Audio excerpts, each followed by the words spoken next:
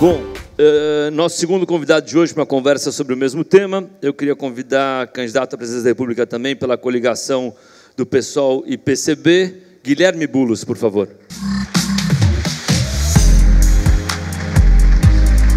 Tá aí já? Ô, Guilherme. Olhando para lá, você veio pela ponta direita. Tudo bem? Toma o microfone. Ele respondeu, em geral, eu venho pela esquerda. Tá vendo? Bom, tua vida também deve estar bem tranquila, né? Tá, bastante. Em 3 meses, os últimos 3 meses, 22 estados andando por aí, mas quando a gente faz o que a gente acredita, sempre é bom. Muito bem. Bom, Guilherme, eu vou tentar ser o mais parecido na condução das perguntas também, para, de fato, a gente ver as diferenças de ideias e de postura em relação a essa agenda.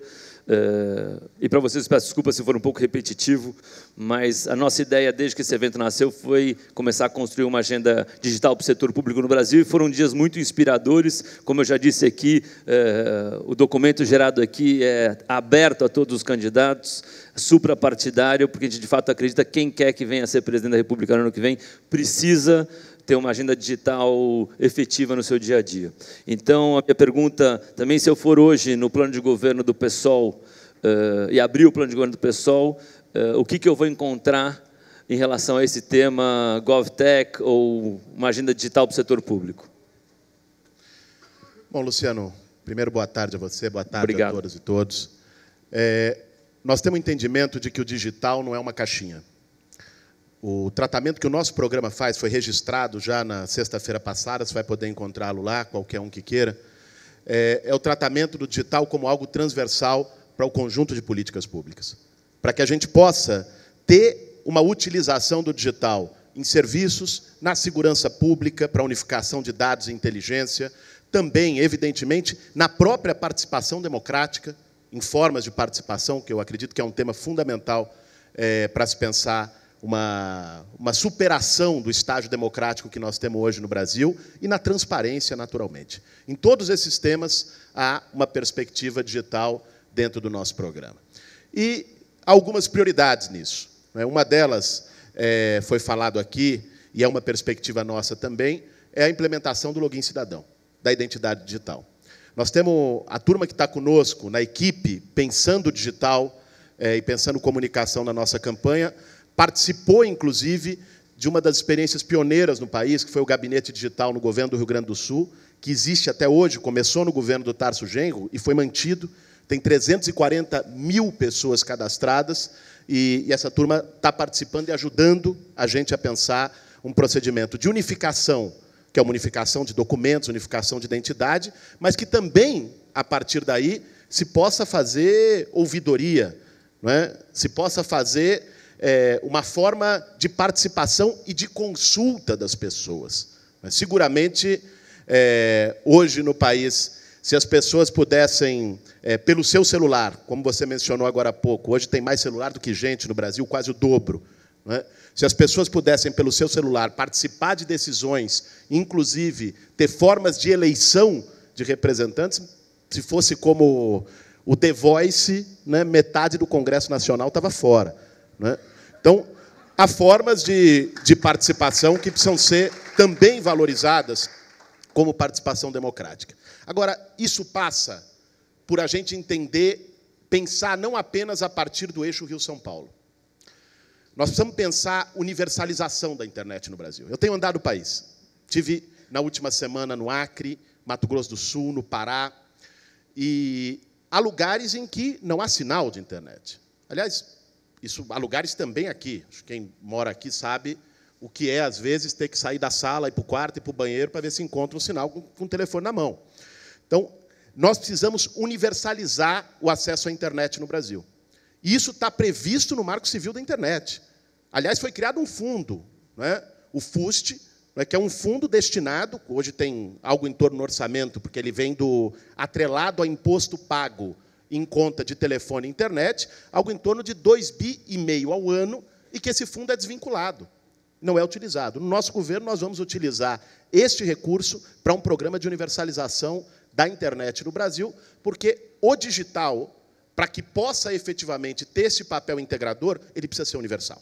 Ele não pode ser privilégio. Ô, Bulos, mas hoje você tem um Estado grande, pesado, ineficiente, pouco produtivo no Brasil, e ficou claro, falei isso com a Moedo agora há pouco também, e vou trazer o tema para você, dos exemplos que a gente viu aqui ao longo do dia de hoje e de ontem, ficou muito, como eu disse, claro, de que o Estado, em parceria com a iniciativa privada, e dividindo, por exemplo, como você falou da Índia, a iniciativa privada é sócia do governo nesse 1 bilhão e 100 milhões de identidades digitais tem ali, nessa data que está ali, nesses dados que tem ali.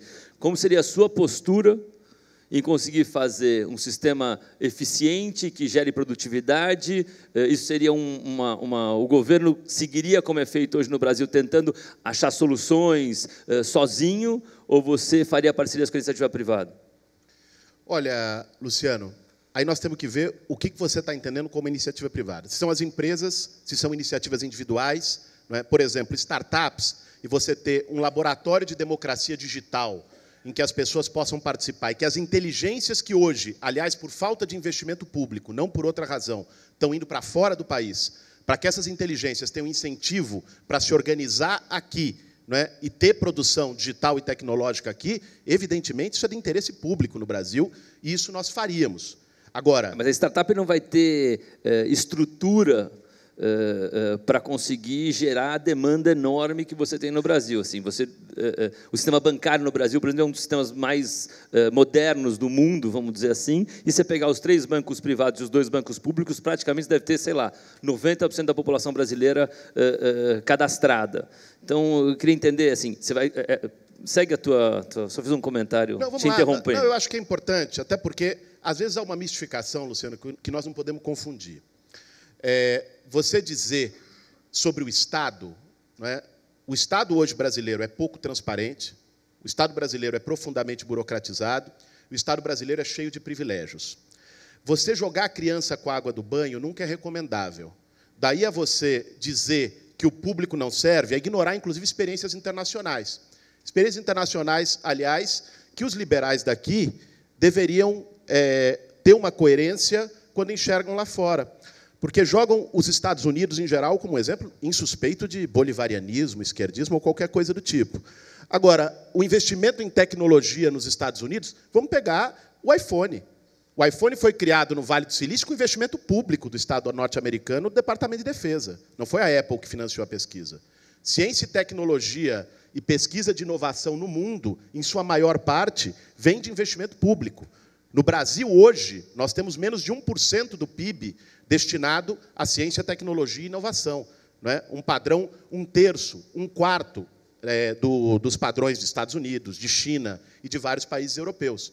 Então, nós precisamos destinar, não é, investimento público, tanto para o país poder sair da crise, combater as desigualdades, o que é essencial, quanto para que possa ter inovação. Acreditar que o setor privado é a panaceia que vai resolver tudo, eu não compartilho dessa ideia. No passado, acho que os maiores ativos do Estado, em uma época foram terras, em outra época foram exércitos, mais recentemente foi o petróleo, e o que se diz hoje é que o dado, a data ou a informação é o novo petróleo. Então, eu queria entender se você concorda com isso, e num futuro governo seu, como é que você iria gerir, então, essa riqueza no Brasil que está tão mal organizada? Olha, Luciano, concordo, primeiramente, com a ideia de que os dados são essenciais. Aliás, temos aí um presidente eleito nos Estados Unidos, cuja eleição teve muito relacionada a Cambridge Analytica, a todo um debate sobre o uso devido ou não de dados. A importância dos dados, a visibilidade que se tem hoje no Facebook, por exemplo, em relação a esse debate, é um tema internacionalmente reconhecido. O que a gente precisa pensar nesse sentido? O Big Data não é algo necessariamente ruim, como se poderia pensar a partir de escândalos como esse. Se o Big Data é utilizado a serviço da democracia e com o devido respeito à privacidade, ele é bom e necessário. Por exemplo, não é razoável que a gente tenha hoje, como forma de coleta de informações no Estado brasileiro, um censo a cada 10 anos. Sendo que nós temos condições de, com integração de dados e com login cidadão, ter censo em tempo real. Não é? A qualquer momento, uma unificação dos dados. Eu estava hoje participando de um debate sobre segurança pública. É impressionante. Nós estamos no século XIX, não só em relação à segurança pública, uma série de serviços e investimentos do Estado brasileiro. Não é? O Estado do Rio de Janeiro, que está hoje sob intervenção militar, e que simboliza um investimento em segurança baseado, sobretudo, na ideia de ostensividade, repressão, tiro, porrada e bomba, investiu no ano passado, de 8 bilhões de orçamento, R$ 2.400 em inteligência e informação. Então, é evidente que, quando não há o necessário investimento nessa integração, tanto pelas tecnologias necessárias, citamos aqui o login cidadão e a unificação de dados, que é a base para que a gente possa trabalhar isso. Mas, quando esse investimento não é levado para as políticas públicas, você tem uma completa ineficiência. O nosso programa também prevê um aplicativo do SUS, nesse mesmo sentido, para dar transparência a respeito das filas, não é? E que as pessoas possam acompanhar os seus pedidos, os seus exames, e, inclusive, solicitar através deste aplicativo. Não é? Então, essas são formas em que nós entendemos que é possível hoje mudar a gestão pública, dando transparência, dando participação popular e protagonismo às pessoas a partir da utilização digital. O Bulos, a gente estava, quando você subiu no palco, eu brinquei aqui da esquerda e da direita, e, de fato, a gente acredita que essa agenda é suprapartidária. Agora, você, dos candidatos aí postos, acho que você é o que mais representa a esquerda, vamos dizer assim, até o presente momento. Então, eu queria entender, da sua visão, qual você acha que, sobre essa agenda específica, a agenda digital para o setor público, o que você acha que o pensamento à esquerda ou à direita, se é que isso não existe, difere um do outro? Olha, Luciano, te diria 2 pontos. Primeiro, nós defendemos o código aberto, como foi citado me falaram agora há pouco, a Índia e a Estônia, que foram citadas como experiências aqui, ambas têm código aberto. Não é? Nós não podemos encarar isso na lógica da propriedade. Nós precisamos encarar a tecnologia como a tecnologia servindo ao conjunto da sociedade. Eu acredito que isso é um ponto decisivo. Não é, e aí é um ponto de diferença que talvez a gente tenha, ou que particularmente eu tenho com o candidato que me antecedeu. A sociedade é que tem que servir a economia. Eu acredito que a economia deve servir a sociedade, deve servir as pessoas. Né? Essa é uma perspectiva que, desde o ponto de vista de esquerda, coloca o elemento de você ter software livre, de você ter o código aberto como algo decisivo e importante para uma efetiva democratização da tecnologia, do uso de dados.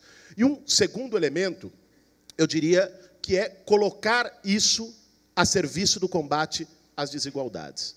Né? Para nós, isso é muito importante. A tecnologia em si, os aplausos têm sido mais tímidos, mas é parte do... a tecnologia em si, ela não é um bem necessário. Não é? A gente tratar a tecnologia como algo que em si é um valor supremo, um bem para a sociedade, a gente desconsidera que foi essa mesma tecnologia que produziu a bomba atômica, foi essa mesma tecnologia que produziu coisas que nem sempre foram utilizadas a serviço da maioria de valores éticos e de interesses de inclusão social. Então, colocar a tecnologia a serviço da democracia, a serviço da participação popular, a serviço da sociedade, principalmente diante da crise atual que nós temos no Brasil, para nós é decisivo. Pegue bem, hoje nós vivemos uma profunda crise de representação, e talvez nisso a gente concorde. Né? Essa não é um entendimento apenas da esquerda. Né? Um abismo entre o poder em Brasília e o Brasil real. As formas de decisão e de participação política hoje no Brasil estão obsoletas, estão antiquadas, né? Estão de costas para a sociedade. E essa crise de representação está se expressando nesse processo eleitoral e se expressa no dia a dia quando se conversa com as pessoas na rua. Né? Nós entendemos que o caminho e a solução para isso é você aproximar o poder das pessoas com mais democracia, com formas de plebiscitos e referendos, como a Constituição prevê, mas também com uma democracia 5.0 com participação digital. Né? É fundamental que a gente possa ter, hoje, você pode sair daqui, se relacionar, pedir o seu táxi pelo celular e avaliar o serviço. Você pode chegar à noite na sua casa e pedir uma pizza pelo celular e avaliar o serviço. Você tem que poder se relacionar com o poder público e apresentar suas demandas pelo celular também. Né? Hoje isso não é possível. Né? E, de um ponto de vista de participação democrática, de consulta popular, do povo ser ouvido permanentemente, não só apertando um botão a cada 4 anos, nós entendemos que a tecnologia pode servir e muito para esse propósito. Boulos, a tecnologia vai trazer, a gente falei isso para o João com a Moeda, então repito, assim, se você for ver o que os estudos estão partindo desde do Vale do Silício a Davos, não só o Suplicy, fala pensar de uma renda básica universal, porque a relação com o trabalho vai mudar nas próximas décadas de uma maneira... não dá para frear mais. Assim, o advento da tecnologia, machine learning, vai mudar o jeito que as pessoas se relacionam com o trabalho. E eu levantei o exemplo aqui, você pega exemplos que no mundo inteiro funcionam como coisas do dia a dia. Eu dei o exemplo aqui do cobrador de ônibus ou do frentista, que você acaba regulando no Brasil para o sistema continuar, teoricamente, mais caro do que ele poderia ser, para você proteger vagas ou postos de trabalho que poderiam estar sendo substituídos pela máquina, vamos dizer. Isso vai acontecer cada vez mais, de maneira escala. Então, eu queria entender, na sua visão, como é que você vê, se você freia a tecnologia, se você deixa ela correr, como é que você lida com esse problema que a gente vai ter amanhã? Olha, Luciano, eu não acho que se trata de frear a tecnologia. Eu acho que é ter um uso social da tecnologia. Né? Reitero aqui, nem tudo que é tecnológico é necessariamente bom. Né? Então, nós temos que pensar, e a nossa perspectiva é essa, as pessoas como quem a tecnologia deve servir. Né?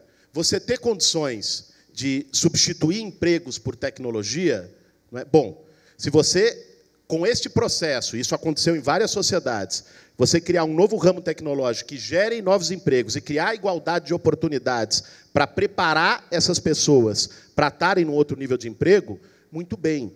Agora, você não pode simplesmente implementar tecnologias porque é mais barato, sobretudo para o setor privado, né, e deixar aquelas pessoas à sua própria sorte. E, muitas vezes, em nome da tecnologia, se fazem mudanças cujos efeitos não são tão tecnológicos assim. Eu vou lhe dar um exemplo. Eu moro aqui na periferia de São Paulo, Luciano, moro no bairro do Campo Limpo. Do lado do Campo Limpo tem uma cidade chamada Taboão da Serra. Em Taboão da Serra, o Serviço Municipal de Ônibus fez isso. Você demitiu todos os cobradores na empresa de ônibus e ficou só o motorista e tem um bilhete. Várias pessoas da cidade não têm um bilhete. O que fizeram? Adaptaram uma caixa de cobrador ao lado do motorista e o motorista dirige e cobra. Ao mesmo tempo, se aumentou o número de acidentes por conta disso, os passageiros ficaram numa situação mais precária, o motorista ficou com dupla carga e quem ganhou com isso foi só a empresa, que deixou de pagar um funcionário e um outro funcionário está fazendo duas coisas. Este, do nosso ponto de vista, não é um caminho. Né? Até porque tem uma equação que não fecha. Quando você diz que renda universal, nós defendemos a renda básica universal da cidadania. Agora, quem vai pagar? É o Estado que paga, certo? Muitas vezes essa agenda está ligada a uma agenda de diminuição do Estado, inclusive de diminuição tributária. Então, até para que a roda da economia gire, porque você vai produzir, se você não tem quem compre e quem consuma, e quem consumir precisa ter emprego ou renda para poder fazê-lo, né? Até para que a roda da economia gire, as pessoas precisam trabalhar. Né? Então, eu acredito que o debate não é simplesmente substituir postos de trabalho por tecnologia e ponto final. Nós temos que, a cada caso, avaliar a possibilidade de recolocação dessa força de trabalho, se a tecnologia deve servir as pessoas como a gente acredita que deve. Boulos, e para encerrar, queria que você mandasse seu recado para a Cristiane. Como eu disse aqui, nasceu sem documento. Quando decidiu tirar seus documentos, ela ficou 10 anos para conseguir virar uma cidadã com documento, ela vai votar pela primeira vez, ela, durante 10 anos, toda semana, fez uma peregrinação por órgãos públicos, tentando ir até hoje, e conseguiu a muito custo depois de 10 anos, como eu já disse. Então, o que você diria para a Cristiane, que representa milhões de brasileiros hoje que têm problemas parecidos com esse? Olha, Luciano, diria para a Cristiane que, num governo nosso, numa perspectiva nossa, através das formas de identidade digital, ela não só não teria a mesma dificuldade burocrática que teve pelo Estado brasileiro, como teria a oportunidade de ter um smartphone, a partir desse smartphone, se relacionar com o poder público de uma maneira mais direta, ter o acesso aos seus direitos fundamentais. Mas diria também uma outra coisa. A Cristiane só teve essas dificuldades, provavelmente, pelo lugar onde nasceu, pela família onde nasceu, pelas condições em que nasceu. Alguma pessoa que nascesse aqui nessa região não ficaria 10 anos para tirar um documento. Rio de Janeiro, não fica... São Sim. Cristóvão. Pois é. Eu não acredito que tenha sido em Copacabana ou na zona sul do Rio que ela teria essas dificuldades. Então, a desigualdade de oportunidades é tão grande no Brasil que, para algumas pessoas, sempre é mais difícil. Né? Sempre é mais difícil. Eu acho que o centro de uma proposta política no Brasil, o centro de um projeto que faça uma integração entre o poder e as pessoas, um centro de um projeto que busque uma democracia de verdade, com D maiúsculo, e que supere o que é hoje esse profundo abismo social no nosso país, que gera também um abismo político, que gera uma loucura, como você costuma dizer, loucura, loucura, loucura. O centro de um projeto como esse, do nosso ponto de vista, é o combate à desigualdade. Guilherme Boulos, muito obrigado.